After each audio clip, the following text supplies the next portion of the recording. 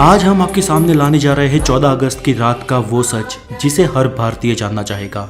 वो रात जिसने हिंदुस्तान का इतिहास, भूगोल, भविष्य और सोच को बदल दिया। वो रात थी आजादी की रात। दिल्ली में 14 अगस्त की शाम से ही जोरदार बारिश हो रही थी। रात 9 बजते बजते रायसीना हिल्स पर करीब 5 लाख लोगों का हुजूम जमा हुआ था। बारिश अब भी जारी थी। रात को करीब 10 बजे सरदार पटेल, जवाहरलाल नेहरू, डॉक्टर राजेंद्र प्रसाद और माउंटबेटन वाइसरॉय हाउस पहुंचे। 14 अगस्त 1947 की रात 12 बजने में कुछ ही मिनट बाकी थे। तब पंडित जवाहरलाल नेहरू ने 2 लाइनें कहकर अपना प्रवचन शुरू किया। At the stroke of the midnight hours when the world sleeps, India will be awake to life and freedom. चंद ही मिनटों में 12 बजे और 15 अगस्त का ये दिन भारत के लिए खुशियां लेकर आया। 190 सालों बाद ब्रिटिश हुकूमत से देश स्वतंत्र हुआ था, लेकिन इन खुशियों के साथ उतना ही गम था, क्योंकि भारत ने अपना 3,46,737 स्क्वायर किलोमीटर का पूरा विस्तार और करीब 8 करोड़ 15 लाख लोग एक ही रात में गंवा दिए थे। देश 2 टुकड़ों में विभाजित हुआ था, हिंदुस्तान और पाकिस्तान। हिंदुस्तान यूं ही आजाद नहीं हुआ। 15 अगस्त के बहुत पहले ही ब्रिटिश हुकूमत का अंत शुरू हो गया था। महात्मा गांधी के जन आंदोलन से देश में नई क्रांति की शुरुआत हुई थी, तो एक और सुभाष चंद्र बोस की आजाद हिंद फौज ने अंग्रेजों का जीना दुश्वार कर रखा था। ऊपर से दूसरे विश्व युद्ध के बाद ब्रिटिश सरकार में उतना दम भी नहीं था कि वो हिंदुस्तान पर अब शासन चला सके। इसलिए माउंटबेटन को भारत का आखिरी वाइसरॉय बनाया गया था, ताकि देश को आधिकारिक तरीके से स्वतंत्रता दी जा सके।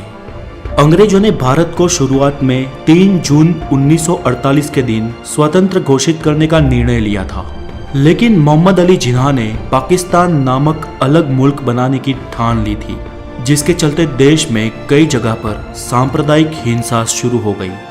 बिगड़ती परिस्थिति को देख अंग्रेज भारत को हो सके इतना जल्दी स्वतंत्र राष्ट्र घोषित कर देना चाहते थे, क्योंकि अंग्रेजों को भी भारत को आखिरकार एक टुकड़े में नहीं लेकिन 2 टुकड़े में विभाजित करना था। स्वतंत्रता के लिए दिन 15 अगस्त ही क्यों चुना गया? तो इसमें ऐसा है कि सिर्फ हम भारतीय ही शुभ और अशुभ में नहीं मानते थे, बल्कि अंग्रेज भी उतना ही मानते थे। माउंटबेटन मानता था कि 15 अगस्त का दिन शुभ है, क्योंकि 15 अगस्त 1945 के दिन ही जापान ने शरणागति स्वीकारी थी और इसके ऑफिशियल साइन 2 सितंबर को हुए थे। इसलिए बेटन के अनुसार 15 अगस्त का दिन मित्र राष्ट्रों के लिए शुभ था। तो फिर रात 12 बजे के वक्त को ही क्यों तय किया गया? तो इसके लिए भारतीय ज्योतिषियों का मानना था कि वो वक्त देश की स्वतंत्रता के लिए शुभ है। तय किया गया था कि पंडित नेहरू को अपनी स्पीच रात 12 बजे से पहले ही समाप्त कर देनी है और रात 12 बजे शंखनाद के साथ भारतीय लोकतंत्र की शुरुआत होगी। ठीक वैसा ही हुआ। 15 अगस्त की सुबह 8:30 पर पंडित नेहरू और उनके कैबिनेट ने पद और गोपनीयता की शपथ ली। रात की लगातार बारिश के बाद सुबह आसमान बिल्कुल साफ था। लोग बेसब्री से इंतजार कर रहे थे आजाद भारत के तिरंगे को लहराते हुए अपनी आंखों से देखने का। देश के तिरंगे को सबसे पहले जवाहरलाल नेहरू ने रात को 12 बजे ही पार्लियामेंट सेंट्रल हॉल में लहराया था और दूसरी बार सुबह 8:30 पर भव्य राष्ट्रध्वज को जनता के सामने ब्रिटिश राष्ट्रध्वज को उतारकर लहराया गया।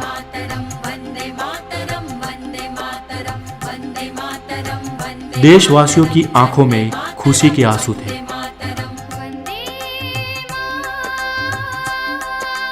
आजादी के बाद 15 अगस्त के दिन ही एक साथ अंग्रेजों ने देश को नहीं छोड़ा। आजाद भारत के कुछ आला अफसर भी कुछ समय तक अंग्रेज ही रहे। 1500 ब्रिटिश सैनिकों की पहली टीम 17 अगस्त 1947 के दिन अपने देश रवाना हुई, तो आखिरी टीम 27 अगस्त 1948 के दिन निकली। दोस्तों, ताज्जुब की बात यह कि लुटेरे अंग्रेज हमारे देश के अतिथि बन के आए हो, उस तरह से उन्हें विदा किया गया। उनकी आखिरी फौज ने जब मुंबई के बंदरगाह से विदाई ली, तब जॉर्ज पंचम को विदाई देने वाला गीत बैंड बाजा के साथ बजाया गया। आजादी से 190 साल पहले भी अमीर चंद और मीर जाफर ने रॉबर्ट क्लाइव का ऐसे ही सम्मान के साथ स्वागत किया था। और फिर क्या हुआ? प्लासी का युद्ध और 190 साल की परतंत्रता। फिर भी हम भारतीय नहीं सुधरे। अतिथि देवो भव के सूत्र को हमने आज भी नहीं छोड़ा। फिर वो अतिथि वाकई देवतुल्य हो या हमें लूटने आया हो। दोस्तों आज के लिए इतना ही, और देश की इस स्वतंत्रता की कहानी को ज्यादा से ज्यादा शेयर करने की आपकी जिम्मेदारी है। और इस वीडियो को हो सके इतने लाइक, हो सके इतने कमेंट दीजिए। और अगर आप नए हैं तो द नॉलेज को जरूर सब्सक्राइब करें और हमेशा खुश रहें। जय हिंद, वंदे मातरम।